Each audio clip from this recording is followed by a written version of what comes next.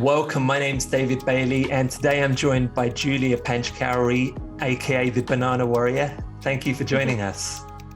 Hi, David. Thank you for having me. My pleasure. It's when I first moved to Bangkok, and I was interested in getting into the wellness community, and you were one of the names that I kept seeing pop up at different events and online. You're very much part of the community, and I know you've now since launched your own cafe in Bangkok. How did you kind of get into this? Like you're working as I guess a vegan chef and an entrepreneur. Was this always something you was interested in, or what was your background? Yeah, I've got quite a varied background, actually, funnily, all kind of interlinked in some way. So basically, my love of baking came from just doing it with my mum in our kitchen in England. And it would just be something that we did, every Saturday and every Sunday. And it just felt so homey, and comforting and lovely. And then I kind of continued that tradition when I moved out of home, and, I'd bake for myself and sometimes my flatmates. It just made me feel really good. And when I moved to Bangkok, I really, really struggled with settling there. I really felt really homesick for a long time, actually. And I was thinking, God, I don't know what to do. I don't know, how to make myself feel better, because it was so different, obviously, to London. And obviously I had no family, and it was, I was just starting to make friends. And so I remember thinking maybe I should just buy an oven, and then start cooking. And then I bought an oven, and it just changed the entire game for me, because I found it so much easier to be healthy, cooking my own food. And then I was baking. And what was interesting is the baking in Bangkok was really different to London, because the ingredients were so different. So I was kind of having to relearn a lot of the things that I knew. And I thought, while I'm relearning, why not put a healthy spin on it? Because I've always been mildly obsessed in a positive way with health. And I thought, why not, use coconut oil instead of, margarine, and, experiment with some gluten-free flours, try and sweeten with fruit and, dried fruit instead of sugar. So I was kind of just experimenting in this kind of phase, and it was the only thing that made me feel homey again, and like Bangkok was going to be okay, because I could bake. So I think it kind of had that really positive, comforting energy behind it as well. I think that might have been also what people picked up on when they tried it. But yeah, I started my career as an actress. I trained as an actress first in London when I was 16, and then while I was working as an actress, I got into teaching, which was really random. I just started working as a primary school teaching assistant, and I loved it. So then I trained as a teacher, and then I got a job in an international school in Bangkok. So that's why I moved to Bangkok. Okay. And Right. Did you bake for the kids? 2 years in. Yeah, I used to love it, and I used to bake with the kids as well. Oh, nice. I bet they loved you. It was nice. Yeah, they did. Beautiful smells coming from the classroom all the time. Nice. So you're in Bangkok. You started, or you were continuing your career as a teacher there, and the cooking was something that kind of brought that homely feel of being back in the UK. And at what point did you kind of think, maybe this could become something else other than just, doing it for myself or the kids? Maybe I could turn this into a business. Well, it was a complete accident, which is just so wild when I look back to it now, because I had no plans of ever being a businesswoman or having my own health food brand, nothing. But I did kind of look at people like Deliciously Ella, and Madeline Shaw and people like that, you know, big English kind of names who've got their health food brands. And I used to think, oh my God, that would be ideal. I'd absolutely love to do that. So I think I was low-key manifesting for a long time without even realizing. Manifesting. Without realizing I was manifesting. And yeah, I'd been baking this banana bread, and it was I'd really perfected this kind of healthy recipe, and I just would make it kind of every week so I could take it to school with me for breakfast. And I had in the meantime become a yoga teacher as well, because I just really loved yoga. And I was in a yoga studio in Bangkok one afternoon, and I was super hungry after the class, and they had no snacks at all. And I just remember saying to the owner, you know, is there anywhere I can buy food? And there was nowhere near either. So in the taxi on the way home, I actually just thought to myself, God, you know what? I would kill for a slice of my banana bread right now. And I thought maybe she should sell it, like how great it would be in, you know, like a little kind of cake dome there. And so I just sent a Facebook message when I got home, and I honestly don't know. Because it wasn't anticipated at all that it would become something. And I think it was the fact that I really didn't care if she said no, because I already had a job, and, you know, and it wasn't like this kind of big dream yet. So it didn't matter. But anyway, she said, yeah, bring in some samples next week. And then from there, it just snowballed in the biggest way possible that I had no idea was going to happen. You know, another restaurant then tasted it and wanted to sell it, and then, you know, people were ordering it from me at school, and I would have said after about a month and a half it was a full-on business. And I, you know, and I was just, I was in way over my head, really way over.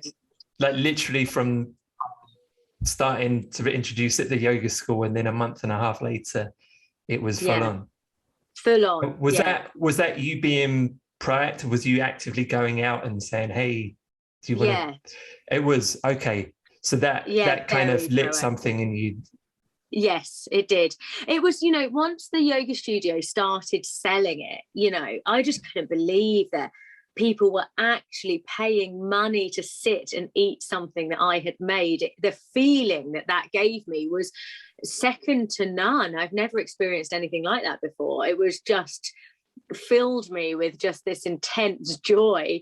And you know, I would have paid people to eat it or sell it at that point, because I just wanted it to be a thing, you know. And yeah, I was almost determined. No, I was really determined to make it work, and I would have done anything to continue it. So yeah, I was wildly proactive. It was all I would think about for probably until now. For the last 4 years, it's mainly all I think about. Okay, so you got it, or you got another distribution in a cafe, and what was the reception like? Were people like, yeah, straight away, or was there much pushback? What happened? How was that initial beginning? Well, it was amazing. I think it was even more amazing because it was just so not expected. You know, I really wasn't expecting anything at all. And so the fact that people were talking so positively about it, and everywhere I went, almost everywhere, not everywhere, but almost everywhere, wanted to start selling it, you know, and before I knew it, people were saying, oh yeah, no, we know the Bannana Warrior. And it was just shocking to me how quickly the name got out, and how honestly the whole marketing side and the distribution side was really easy. It all just kind of fell on my lap. The hard bits were the organization when I had a full-time job, you know, keeping up with all of the baking, and just the business aspects, you know, how do you employ staff, you know, what do you pay them, how do you work with a Thai team? Things like that were challenging because I'd never done that before, but the other stuff ended up being quite easy. So how did you balance that at the beginning? I imagine it was just yourself and you had a full-time job, and did you just have one oven? Yeah. So what was could you just give us a little breakdown of your typical schedule back in those days? Oh my gosh, my schedule was absolutely insane. So I would I would basically get up at about 5 in the morning and start baking straight away. And I'd prepare all of the dry ingredients so that they were just ready to almost pour with the wet ingredients. And I'd cover them all up in the morning so that I could just kind of pour everything in the morning, because it was 5 a.m. So I'd wake up, start baking, and then I would go and I would start my teaching job at 7:30. So I would, go and teach. And then in my breaks, luckily I lived really close to the school. And in my breaks, I would get a motorbike taxi back to my apartment and check on the loaves, pull them out of the oven, check on them. Sometimes if we had orders, then I would go and wrap them and send them off. And then I would go back to work until about 4:30. And then I'd get home and I'd just start baking again. So I was very quick to employ somebody, though. I was lucky. I found a nanny that was a nanny of a child who worked in, who was a part of the school. And it was amazing because she'd drop the child off and then she'd have all day before she picked him up again. And so she'd come and bake for me, because there was just no way. Yeah, I was going to say that would be quite hectic to keep up. Yeah, quite hectic. But I got it all wrong, I ended up kind of paying her by the hour. So it ended up probably being about triple the amount that you would pay, normally. Like the labour ended up being quite high just for one person. But at the time I just didn't mind, because it was just someone to help and someone that was willing to do it. Okay, so you kind of doing this all on your own, and you were you were also working at a school. And what was the next stage then from going full time and deciding this is going to be my career? Well, you know what, it would get, I hate the word stressful because I think it's really negative, but it would get quite stressful when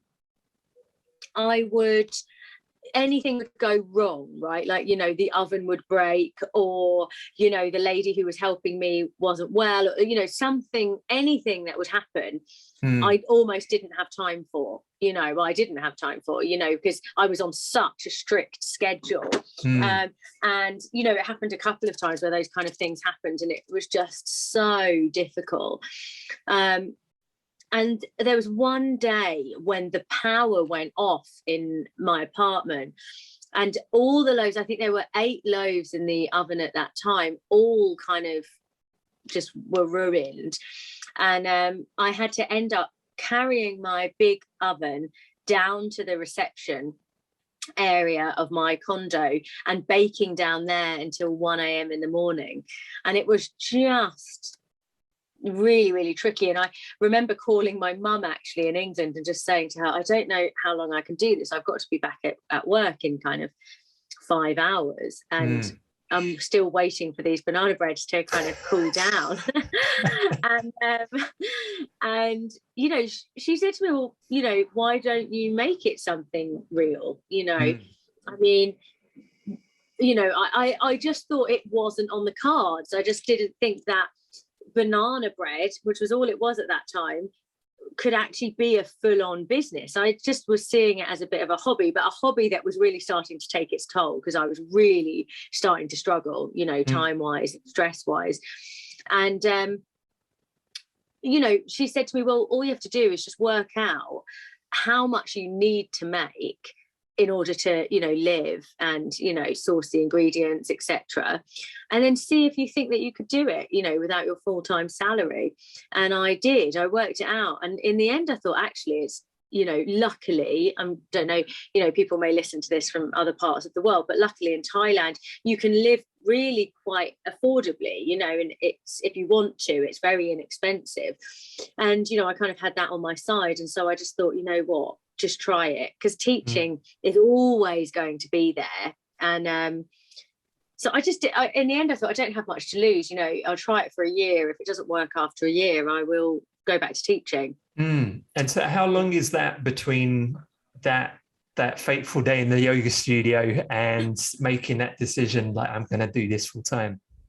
It was about, not long at all, about 5 months or 6 months. Okay, 5-6 months. Yeah, it definitely was. And I mean, it was really bizarre, though, the transition from, you know, not being in full-time employment anymore, because I'd never been in a kind of role where I had to motivate myself, you know, and I had to make my own working hours and just kind of organize all of these things. I just didn't know how my day was supposed to look, and it was a lot of trial and error in the beginning. So when you quit, did you immediately take on staff, or how did that transition go? What could you walk us through that a little bit? Because I think it'd be useful for people listening. Yeah, definitely. Well, we started getting busier because I started, you know, I had a bit more time to reach out to other places, and we started doing more and more farmers markets because, again, I wouldn't feel as tired after them, because, you know, back when I was teaching, I'd do a farmers market on a Saturday and a Sunday and then work a 5-day week, and it was just mad. But then, you know, I had a bit more time, so we definitely got busier, and so I started employing another person just for weekends, and then, you know, it was just easier to have another person full time. I think after another month we needed another person, so I kind of had 2 people for about a year after that, because it kind of felt like I could manage it between them. But it was definitely challenging. I thought it would be way less challenging because I'd have loads more time, but it was really challenging because I just didn't know how to do it. I really didn't know, you know, what do I do first? What do I do second? How do we grow now that I've got this time? You know, not just, you know, from a little hobby, but how do we actually make this into something really successful? And I just had to learn as I went. And I'm just so grateful that, you know, instead of feeling so down about things not being exactly as I thought they should be, especially in the beginning, and not having too many expectations, I was able to just pull things round. You know, I was at that time kind of just very open to being like, to, you know, just saying to myself, look, it's all right. You don't know what you're doing. You definitely don't know what you're doing. But like, let's learn and let's change and adapt, you know, rather than getting set. And that was the biggest thing that kind of made it be possible to kind of build it even further. So remaining flexible. Yeah. Could you give us an example of something that happened like that to make it a bit more tangible? I think, you know, I found calculating staff salaries quite difficult. I think because I started off wrong, you know, by paying by the hour. And so what I would do is I'd just say to them, look, can you just come in and do all of the baking that needs to get done, and then you can go. So what they would do is come in and rush through it, because of course they wanted to go home. But then things wouldn't be done properly, and I was paying way more than a normal kind of Thai salary, way more. And you know, I kind of, in those kind of business regards, I wish I had have known a little bit more about the way that business is in Thailand. You know, I really just had no idea.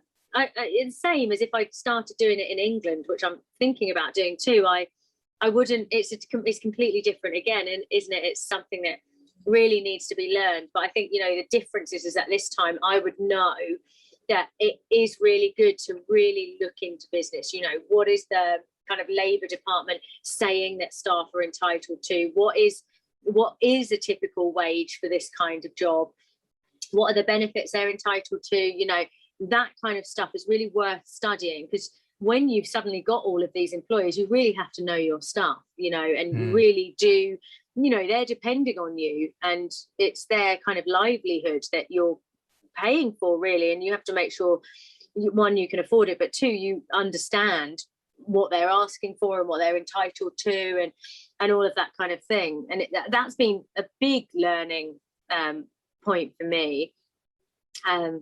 But, you know, I just kept going. There's so many times I thought, oh my gosh, I just don't even want to sort this out. I don't know. I don't understand it. And then, but I just kept going and just thought, look, like, you'll get it. And the more time that passed, you do get it, you know. And when, for things such as that, was it through investigating yourself or speaking to other business owners? How was it that you learned?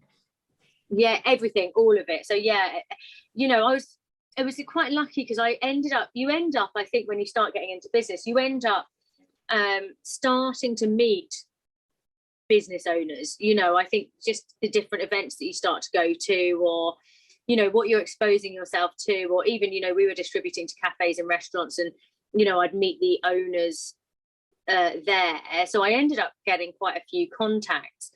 And I just would ask anybody that I thought would know.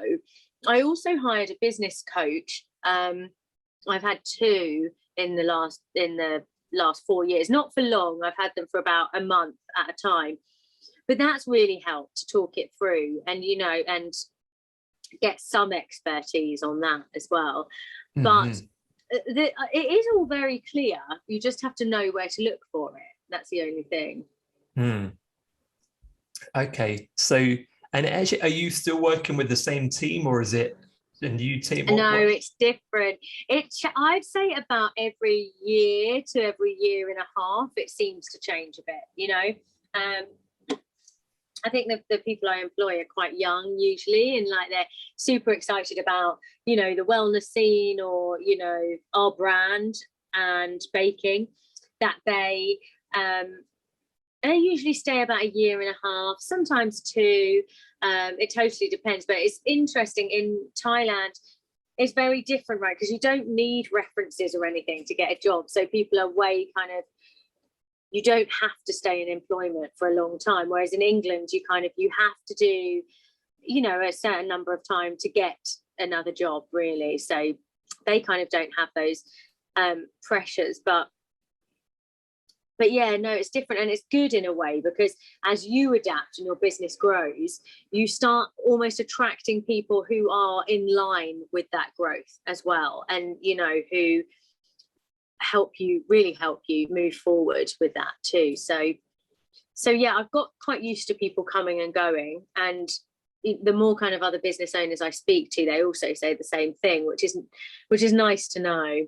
And you know, before, when the first time a member of staff told me, oh, she wanted to leave, oh my gosh, it almost broke my heart. I was crying for about 3 or 4 days, you know, it was really sad.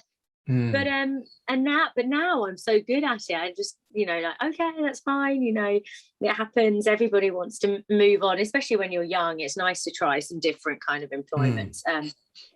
And yeah, and then, you know, we get someone new and it changes the business again. It brings in new energy and like fresh vibes, and that's actually really, really positive for a business too, to, you know, have someone new there with new enthusiasm and things. So I kind of see it as a positive thing too.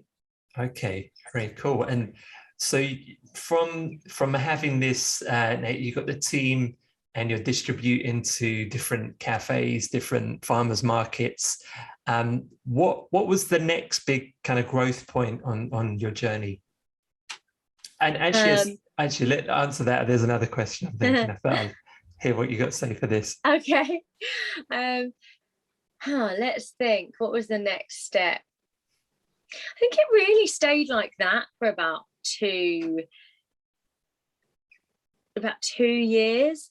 And then, you know, and then we went into lockdown, right? And okay.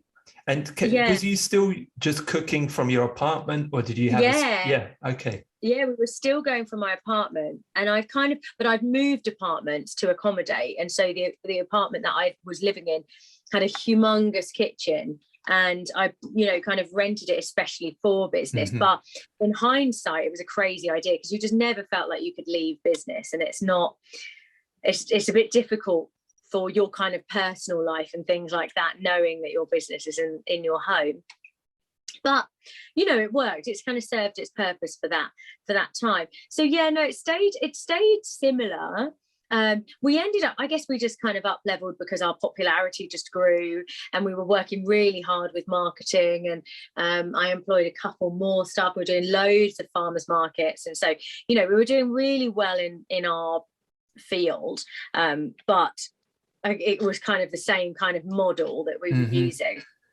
And then, can I just pause you there? So you said you were doing the marketing. What was the the biggest sort of leverage point in popularity? Was it the actual physical stuff like the markets or the online stuff? What, because I'm just really interested to hear what you think actually made a bigger difference.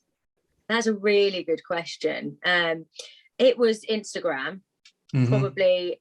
I'd say probably 60 to 70% Instagram, you know, being super consistent, showing up most days, you know, posting regularly, connecting with people, your followers, and kind of learning what they wanted to see, you know, and you know, kind of creating content around that. So definitely Instagram, but also online. In-person presence was also massive, because people always want to put a face to a brand, you know, and that was where you could really kind of show people the love and the passion behind what you were doing. And you know, I'm still so excited about our desserts and our products, and I think my team are too, and I think that really comes across when we're talking to people in person. So I think it was really nice for people to see that and, you know, connect in that way. And then they would kind of join you on Instagram. And then, you know, you kind of create this family, really, almost. But no, Instagram's the most incredible platform, especially for business, because it's free, right? And, you know, and it's got such a wide reach if you kind of learn how to use it. So, yeah, definitely that. Yeah, and your cooking is very photogenic. So I think it suits very much that platform. Very true. Yeah, that's very true.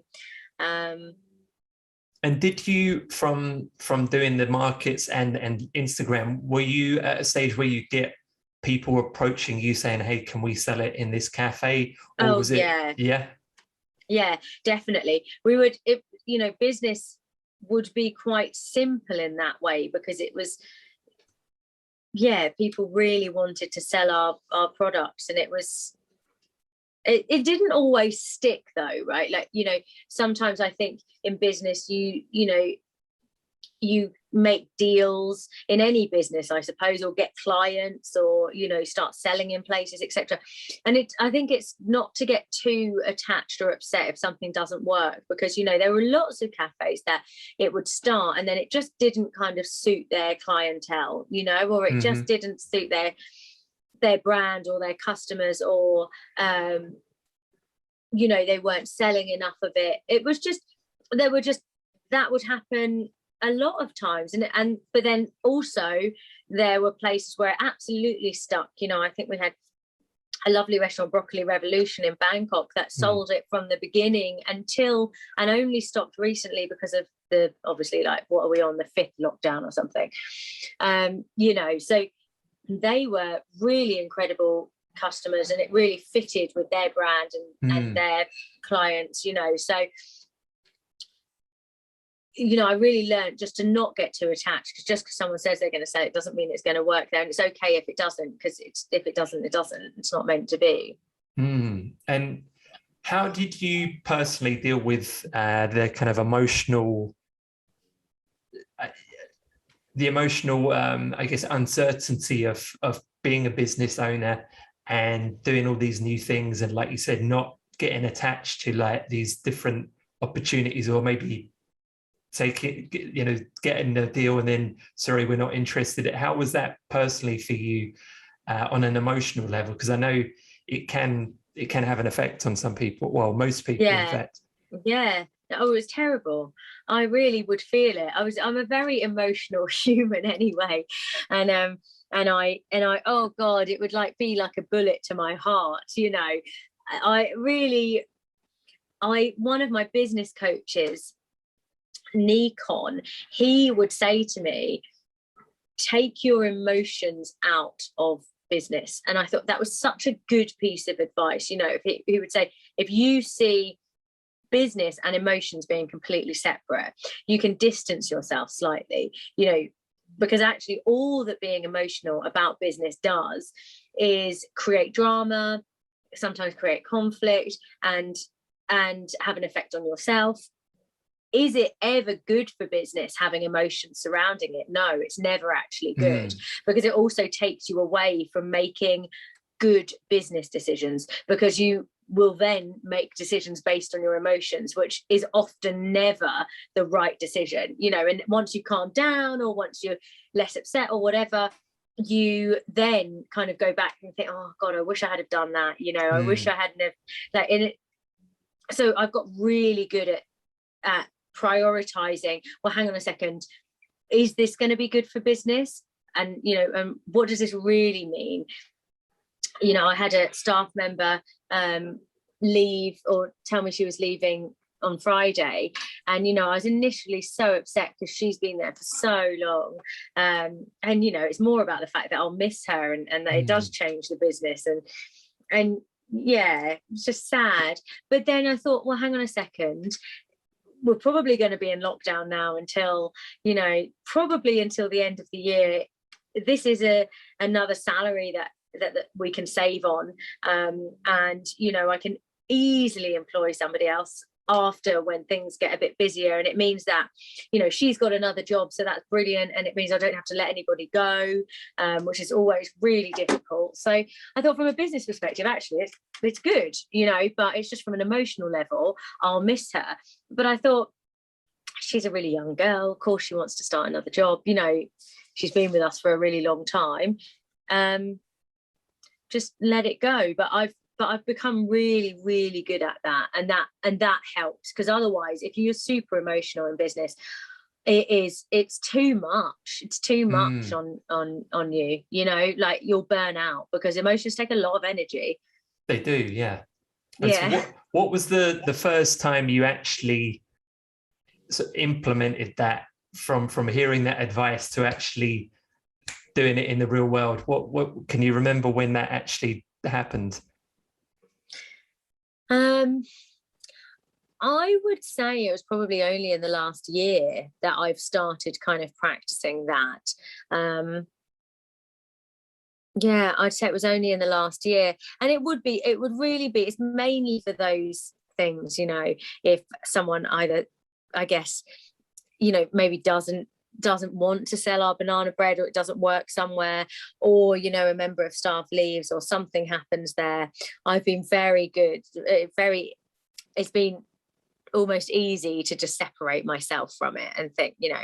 The other thing is, as well, is business isn't always, most of the time, it's not about you, you know, it's about a product, or, you know, I guess, like, you know, a behavior style or something like that. And those things are actually easily changed. That's the thing, you know, if you reflect on it and you think, hang on, this is happening quite a bit, then there's always things that can be adapted or improved, you know. And actually, sometimes it's just really good feedback. Yeah, that's very, yeah, reflective. Because so how do you come to that conclusion? Because I know, especially if it's a brand, or well, actually, if it's a behavior, it can be very hard to distinguish between me and the behavior, or me and the, when it's something such as the brand that you've literally baked, and you've got like this thing that you really, like, oh, my baby, and someone's like, oh, that's not good. How do you manage to have some kind of separation from, okay, that's feedback for the bread, not me as my value as a human being, or maybe they didn't like the way that I behaved, not they didn't like me as a human. How did you learn to make that distinction? Yeah, that's a brilliant question. I mean, I would just say to myself stuff like you just said, you know, I just repeat that to myself, and it almost becomes words of affirmation, and just affirming words, you know. Really, the things that make you upset about that kind of thing is that voice inside your head, you know. Oh, they I don't know, they don't want to do business with us. Well, it must be about me then, you know, I've obviously done this and this. And it's really just a voice, isn't it? You know, it's just training yourself to think a different way, and that is totally possible. And all you have to do, the training, is just telling yourself it over and over again, I think. And then eventually it starts becoming second nature. Eventually that thought pops into your head instead of the other one, because you've told yourself enough. It's actually kind of science as well. I think if you tell yourself something enough, you just start to believe it. kind of hypnotizing yourself to a new way of thinking. Yeah, definitely. And if that new way of thinking is going to enhance business, then it's totally worth it. And it does. I can definitely promise you it really does. I was never okay to just accept that things just weren't good, or things were a bit depressing, or I just don't like that. I would always think, okay, where's the action? How can I change this? What can I do? What can I learn? And there's always something. Yeah, very true. Yeah, I think there's a balance between acceptance and improvement. And I think sometimes, especially in the wellness industry, that becomes somewhat misapplied. Like, if, of course, there's I think you can accept your emotions and also want to improve your behavior or improve whatever it is that you're putting out in the world. And I don't see that's a contradiction. So you say, look, I'm accepting I am where I am, and for what I want, that's still not good enough. I want to get better. And it's not a contradiction. And I think sometimes that it can be a misapplied topic within in well-being. I see a lot, just accept yourself, and like that. Of course you should accept yourself, but if there's things that you want to get better at or improve, that's okay too. It's not like denying your value as a human. It's just having ambition or having goals. Yeah, I could not agree more with that. I mean, that's so true. And there is this kind of interesting dance, isn't there, between acceptance and improvement. You're so right. And I think you should always accept yourself, but I think we all adopt different behaviors, and sometimes your behaviors aren't in line with who you are, and I think accepting yourself is about really learning, well, which behaviors suit me and which kind of align with my creativity and my heart, and what do I want to be thinking. I think everybody can improve, but I think the more in touch you are with yourself, the easier it is to figure out what those things are and what action can be taken. So I think you have to accept yourself before you can even make any changes. But you never have to accept behaviors. I see behaviors as being quite separate to the self. So do I. I'd say accept the emotion, but not the limitation. And that's often, I think there's a distinction. If you're feeling a certain emotion that's causing a behavior, you should accept the emotion. But if then, do that first, and then if you need to look at the behavior, then secondary, do that afterwards. Yeah, absolutely. And honestly, and I always say with business, as is with life, as is with business, you will learn so many kind of life lessons that will help with business. It's amazing. It's all so interlinked. There's when I was acting, I never really worked that much as an actress, but what I've learned from that training has seen me through nearly every other profession. And I use it so much, even in, being an entrepreneur and in business. It's amazing. And can you give us an example? Yeah, I definitely can. So I would go to farmers markets and want to start crying straight away because I was so tired, especially when I had a full-time job. So I was so tired.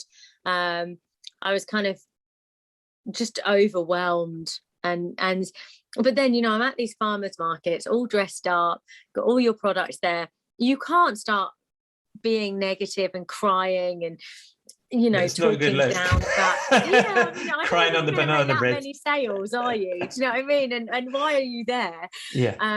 And so I'm it's a blessing and a curse, I suppose, but I'm quite able to very easily switch and put that to one side and then be this kind of exuberant, like a vibrant, excitable person.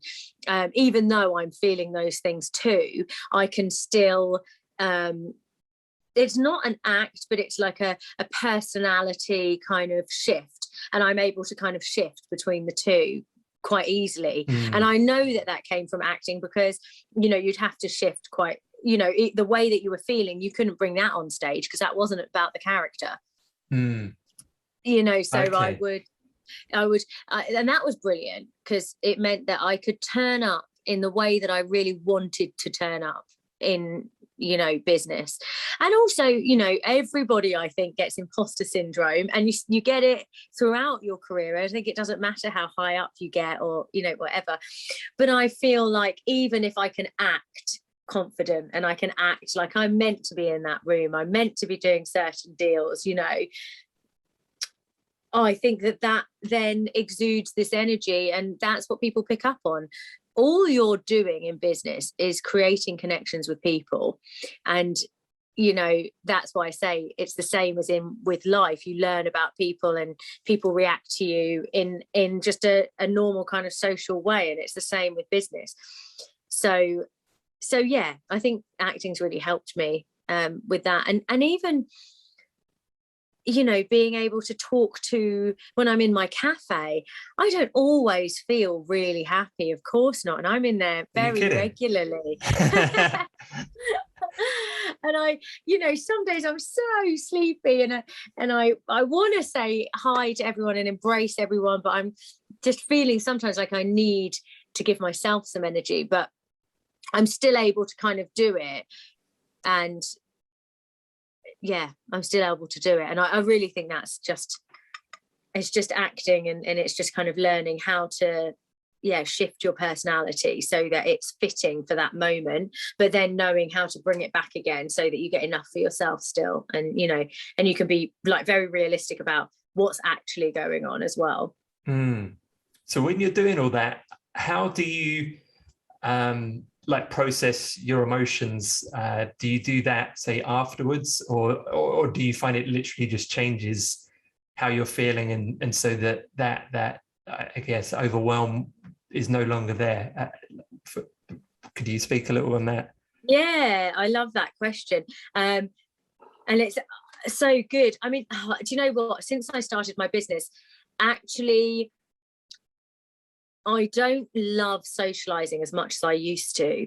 If I'm not doing business, then I often like to spend time on my own. And I think that a lot of business owners, I wonder actually if a lot of business owners would agree with me, but, you know, spending that time alone is what boosts the creativity in business. It is the reflection time. It is there for me to think, well, hang on, what do I need to learn now? Do I like the way that this happened? Do I, you know, who do I want to work with?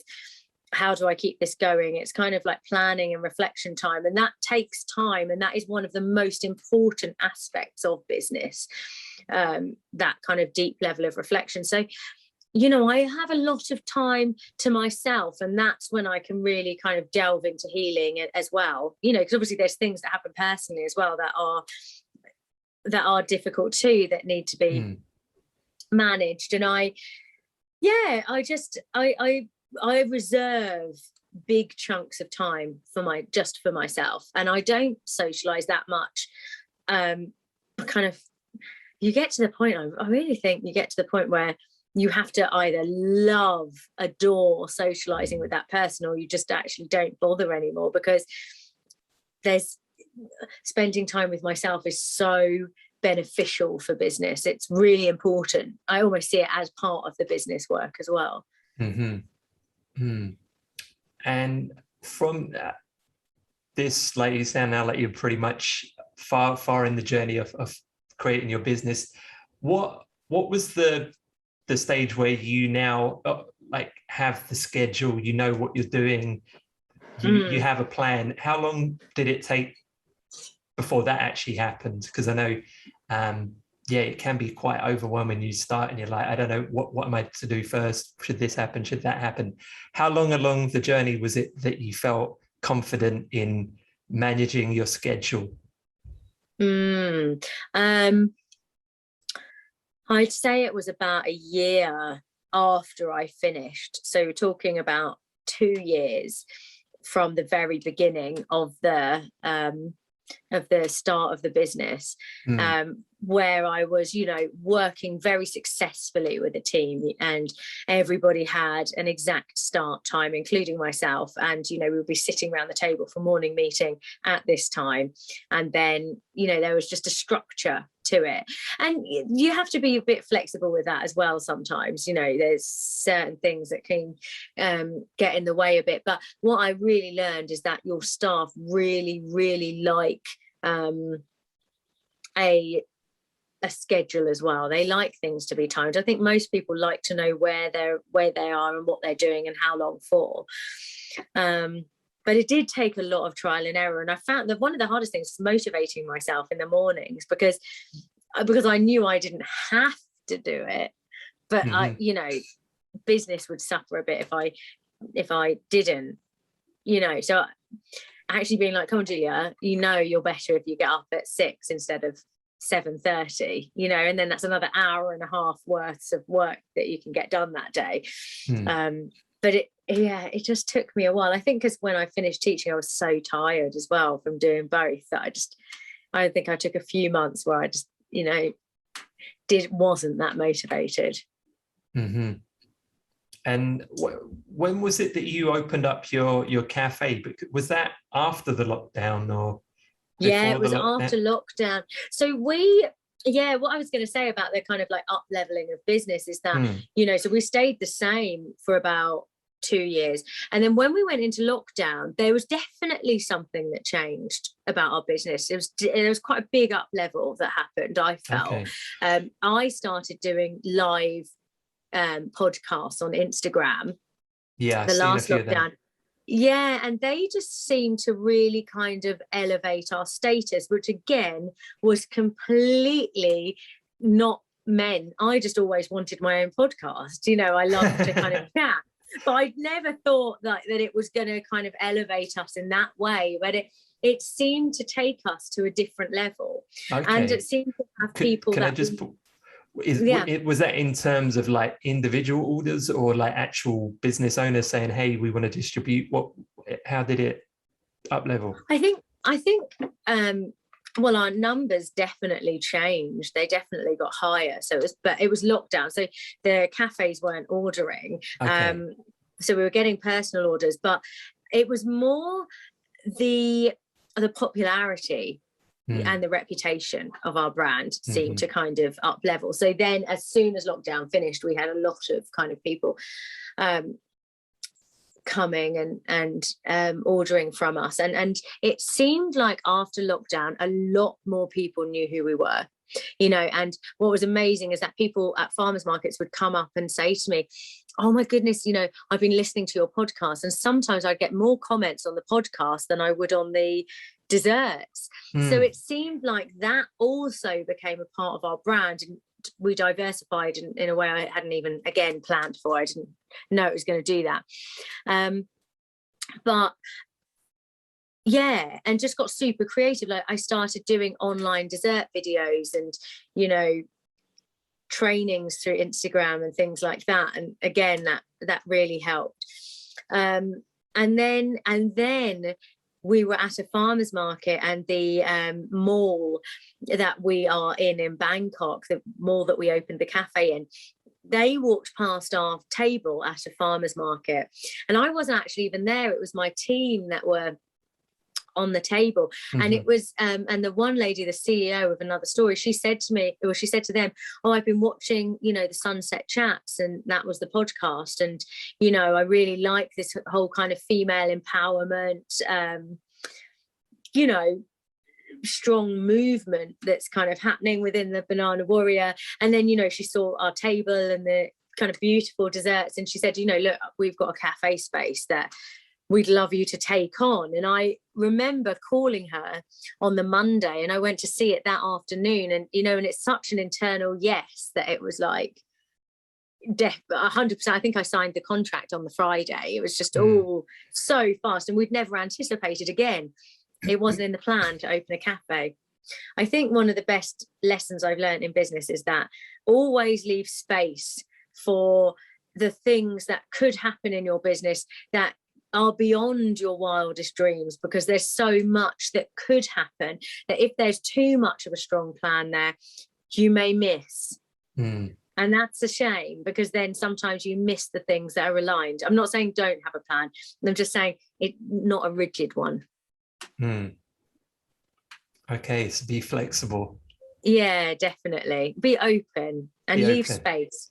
Yeah. So how did that work out then? Because we are in a lockdown, and you know, I can imagine that some people would say, hey, like, you know, why are you taking this this cafe on? Like, there's the possibility of another lockdown. And how did things work out with that? Do you know, I mean, it was always going to be a bit of a risky time, you know, and I was very mindful of that.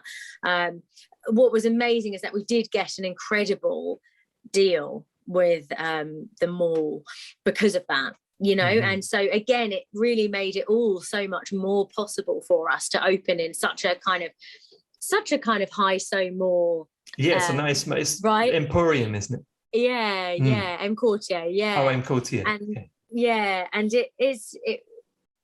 I think it wouldn't have been so easy for us to do that had the prices been normal, because they, you know, it can get very high. But because it was that time, we were super lucky with the deal that we got, and it kind of made it like, gosh, well, why wouldn't we do it? You know, we've got to take this up. It's too good to say no to.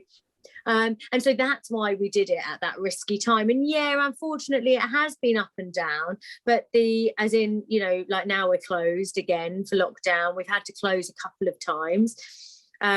But when things are good, they're good.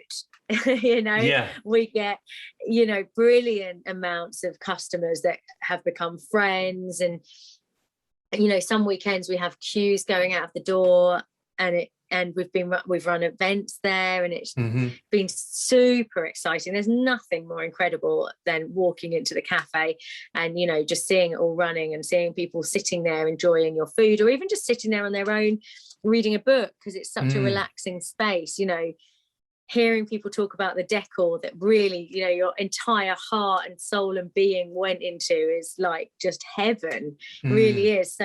So I don't regret it by any means at all. I think it came when it was meant to come, and it will, you know, continue to be as soon as we can.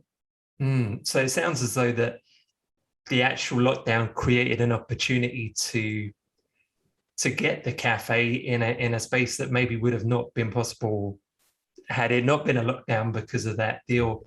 And you just saw the opportunity, or were given the opportunity, and you took it. Not like, oh God, well, what if this, what if that?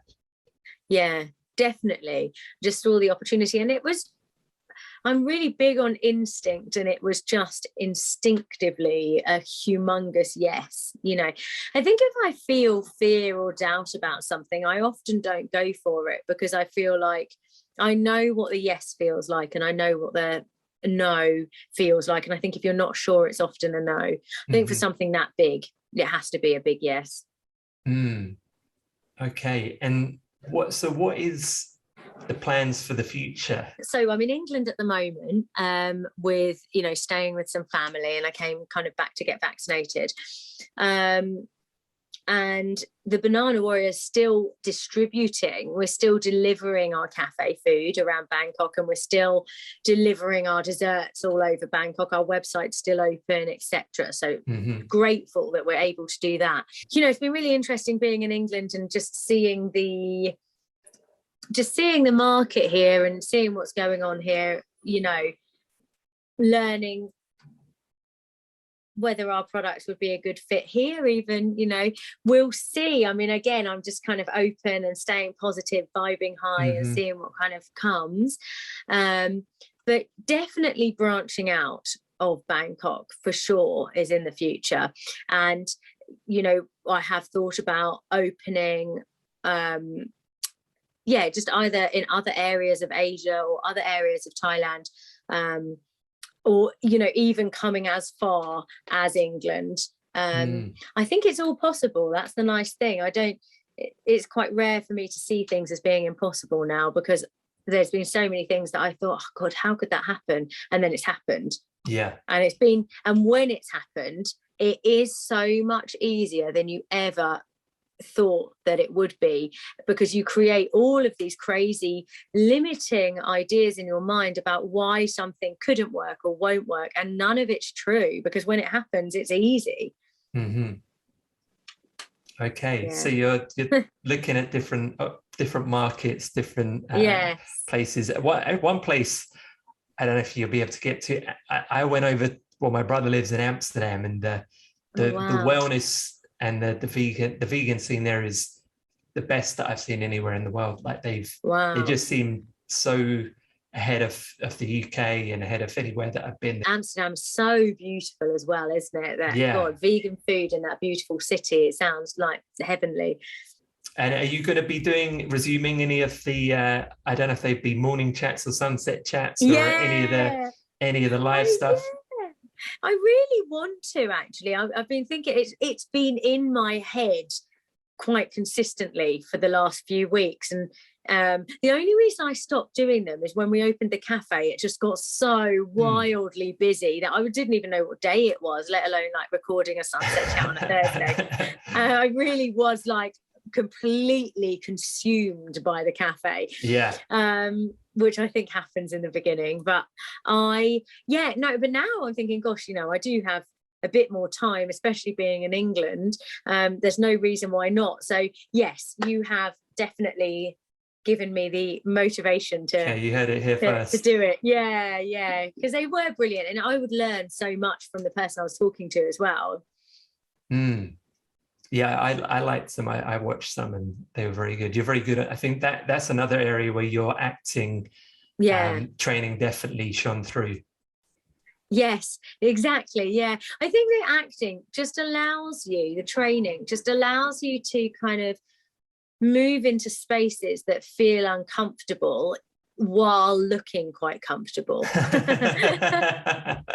Inside I'm freaking out, but inside it's always uncomfortable. Moving out of your comfort zone, always, for anybody, but I feel more able to do it because I don't worry about looking really uncomfortable or people knowing about the discomfort, which that's acting for sure.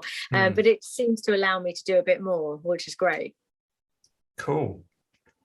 And so what is the IG address if people want to check out your Instagram? It is. So we've got two. We've got the main account, which is the.bannana.warrior, and then we've got the cafe account, which is the.bannana.warrior.cafe. Cool. And they're the best places if people want to check out what's happening. Yeah, definitely, because on those Instagram platforms we've got all of the links that lead out to the other things that you might want to learn about. And we're also on Facebook. The cafe Facebook page is quite good if you're looking for directions to the cafe when we reopen again, or any kind of events that are going on there or anything. Okay, well, thanks for speaking to us. It's been a pleasure. Yes, it's been such a pleasure. Thank you for having me. Thank you for watching. Please subscribe, and if you enjoyed the video, hit the like button, hit the bell button to be updated on all the latest videos. You can check me out on Instagram at David Bailey Life Coach.